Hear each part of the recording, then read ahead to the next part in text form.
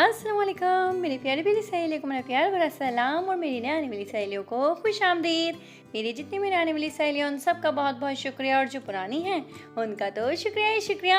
ये व्लॉग मैंने वहीं से स्टार्ट किया है जहाँ से लास्ट व्लॉग एंड किया था और मैं यहाँ पर गूंद रही थी पीटा ब्रेड के लिए आटा, जिसमें मैंने दूध, ईस्ट और चीनी और नमक से सिंपल आटा गूंद के रखा था। और इसकी रेसिपी वैसे मैं पहले भी आप लोगों के साथ शेयर कर चुकी हूँ, तो मैंने डिटेल में आज नहीं बताया। और यहाँ पर इबाद जो है ना अपने लिए ऑनलाइन जानवर पसंद कर रहे हैं, तो मैं इबाद को कह रही थी कि इबाद मुझे इसमें और आप में कोई फ़र्क नज़र नहीं आ रहा। और उसके बाद भाई मैंने अपनी बच्चियों के साथ मिलके रज़ा की जो शर्ट्स थी, जो कि रज़ा मुझसे कब से शिकायत कर रहे थे कि महरीन क्लफ लगा दो, मुझे धोबी के दे के आना है, तो मैंने कहा बस बहुत हो गया। जितनी देर में आटा राइस होता है उतनी देर में मैं यहाँ पर शर्ट्स के क्लफ लगा देती हूँ, ताकि रज़ा की ये शिकायत भी दूर हो जाए और रज़ा को कोई बहाना ना मिले मुझे कहने के लिए कि महरीन मेरा फलाना काम तो तुमने अभी तक किया ही नहीं। क्योंकि शौहरों के लिए ना आप चाहे कितनी भी मेहनत कर लें, लेकिन वो चुन के वही काम याद दिलाते हैं आपको जो कि आपने नहीं किया होता। और किस किस के साथ ऐसा होता है मुझे कमेंट्स बॉक्स में ज़रूर बताइएगा कि सारे काम एक तरफ, लेकिन जो आपने काम नहीं किया वो ज़रूर। तो भाई ये शर्ट्स जो हैं बच गई हैं, मतलब ये कलफ नहीं लगी क्योंकि कलफ ख़त्म हो गई और बाकी शर्ट्स की कलफ लग गई है।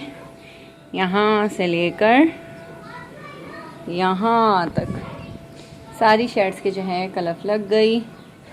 और अब ये जो है इस्त्री मैं नहीं करूँगी, प्रेस जो है रज़ा बाहर से करवाते हैं, मतलब धोबी से। अल्हम्दुलिल्लाह माशाल्लाह से पीटा ब्रेड का आटा जो था वो फूल के ऊपर आ गया था और उसके बाद मुझे कह रहा था कि बस आप जल्दी से पीटा ब्रेड तैयार कर लो, इससे ज़्यादा मैं नहीं फूल सकता। तो मैंने कहा चलो भाई अब आप थोड़ी देर रेस्ट करो, बैठ जाओ।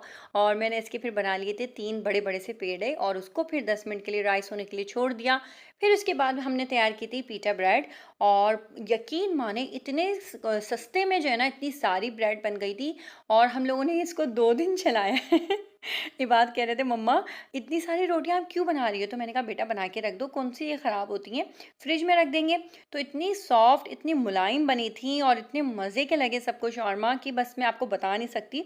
अच्छा पहले क्या होता था कि मैं बाज़ार से ही पीटा ब्रेड मंगवाती थी, लेकिन अभी जब मैंने बाज़ार में रज़ा को लेने के लिए भेजा तो वो पीटा ब्रेड जो मेरे ख्याल में पता नहीं 8-10 रुपए की कितने की आती थी, तो अब वो पाँच पीटा ब्रेड जो है वो मेरे ख्याल में 150 या 200 की कितने की आ रही है। तो रज़ा कह रहे हैं महरीन बहुत महंगी पड़ रही हैं और उसके अलावा वो इतनी छोटी छोटी सी होती हैं कि एक से तो पेट भरता ही नहीं है, वो तकरीबन आपको 2 या 3 ही खानी पड़ती है। तो फिर मैंने कहा इतनी ज़्यादा वो महंगी पड़ जाएंगी, इससे अच्छा ये है कि हम घर में बनाते हैं।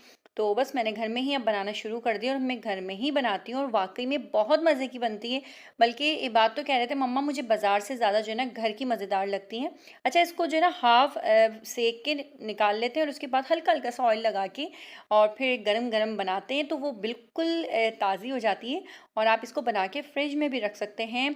आपकी बहुत मज़ेदार बनेगी, बहुत ही सस्ते में बनेगी। बस भाई देखें, अगर आपको अपनी जेब का ख्याल रखना है ना, अगर आप टेंशन और डिप्रेशन से दूर रहना चाहते हैं तो थोड़ी बहुत बचत करना सीखें। जो पहले की ज़िंदगी थी वो अब की ज़िंदगी नहीं है। पहले हम क्या करते थे, बाज़ार से चीज़ें मंगवाते और एंजॉय करते, लेकिन अभी जो महंगाई का ज़माना आ चुका है तो इसमें हमें अपनी चादर से बाहर पाँव नहीं फैलाने चाहिए। कहते हैं ना चादर से पाँव बाहर फैलाओगे तो आपकी पाँव जो है ख़राबी नज़र आएंगे।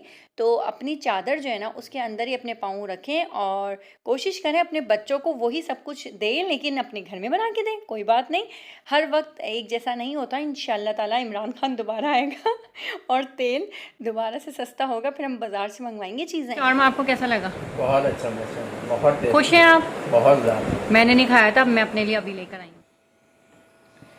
रात के 2 बजे बच्चों को लगी भूख और शौरमा आया काम।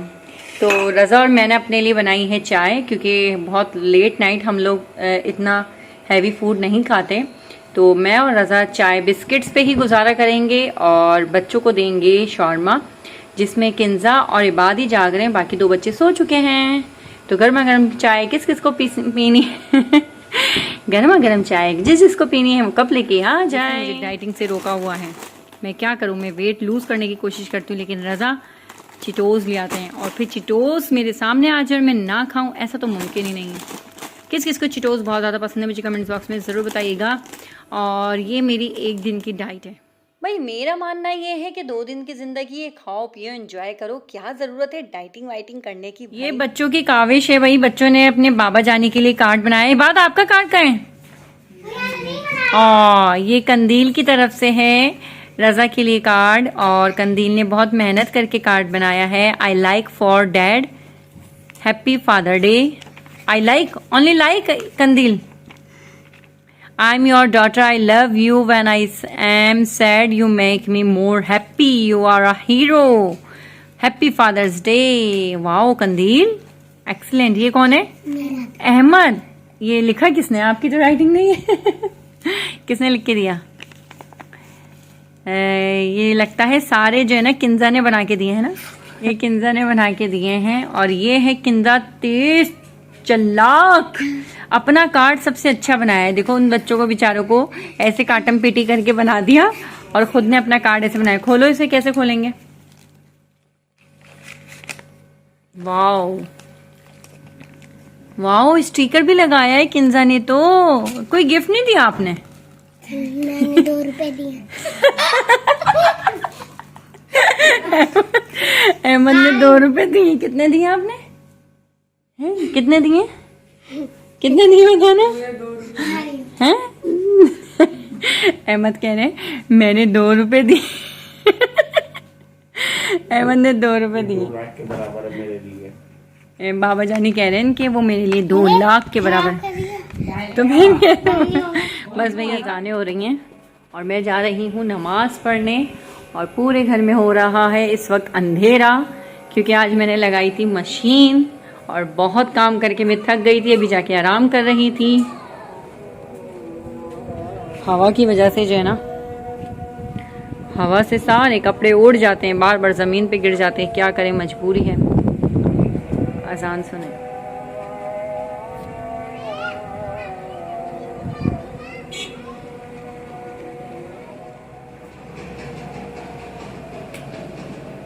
सुबह हो गई मामू, नमाज पढ़ने चलो।